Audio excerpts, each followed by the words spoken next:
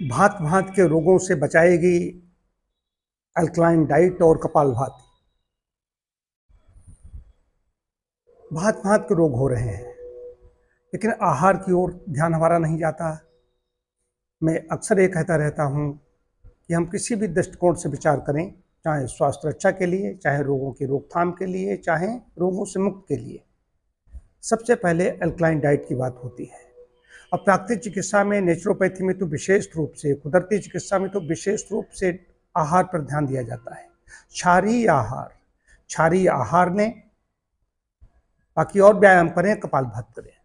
अब क्षारीय आहार में जो फल और सब्जियां हैं, प्लांट फूड्स की बात करता हूँ, जो प्लांट्स पौधों से आता है, उसके बाद इसके अलावा सब छोड़ दीजिए।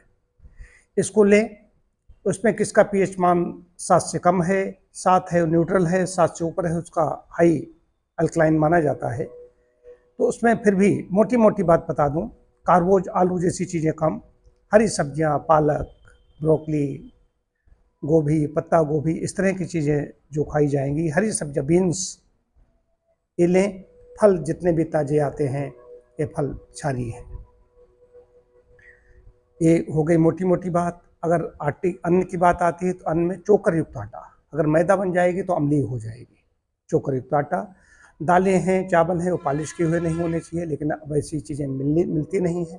अगर खाना है तो कम मात्रा में खाएं, नहीं तो ज़्यादा मात्रा में चावल खाएंगे, स्टार्च, कार्बोज ज़्यादा जाएगा, तब भी गड़बड़ी होगी। तो अल्कलाइन डाइट लें और कपालभाति करें। कपालभाति के बारे में सब जानते हैं, बड़ा प्रचार किया है, इसमें स्वामी रामदेव ने बहुत बड़ा काम किया। कपालभाति में जब हम झटके से सांस छोड़ते हैं, देखेंगे इसमें अभी आप करते हुए, यहाँ योग कक्षा होती है, तो उसमें जब झटके, किसको 1 सेकंड छोड़ना है, किसी को 1.5 सेकंड में छोड़ना है, किसी को जल्दी छोड़ना है। अब स्वस्थ व्यक्ति की बात कर रहा हूँ, यहाँ पर स्वस्थ व्यक्ति के स्वास्थ्य रक्षा की बात कर रहा हूँ। अल्कलाइन डाइट इसलिए दे रहा हूँ कि स्वस्थ व्यक्ति की स्वास्थ्य रक्षा हो, बीमारी से बचाएगी, रोगों से बचाएगी। और कपालभाति के बारे में कह रहा हूँ, कपालभाति भी बचाएगी।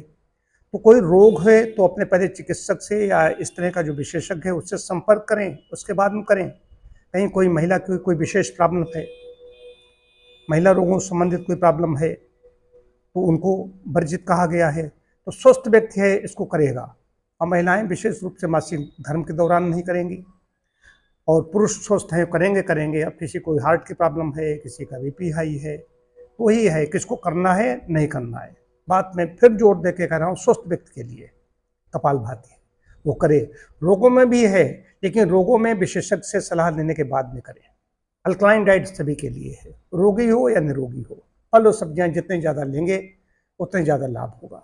अब फलों में भी, अब किसी को मान लीजिए स्वस्थ व्यक्ति की बात तो ठीक है, वो कुछ भी खा लेगा, उसने केला खा लिया मान लीजिए, लेकिन किसी को अभी दमा है, किसी को अभी ब्रोंकाइटिस है, किसी को कफ जनित समस्या है, वो कहेगा वो तो कहा था कि केला खा लो, तो केला उसके नुकसानदेह हो जाएगा, केला कफकारक है।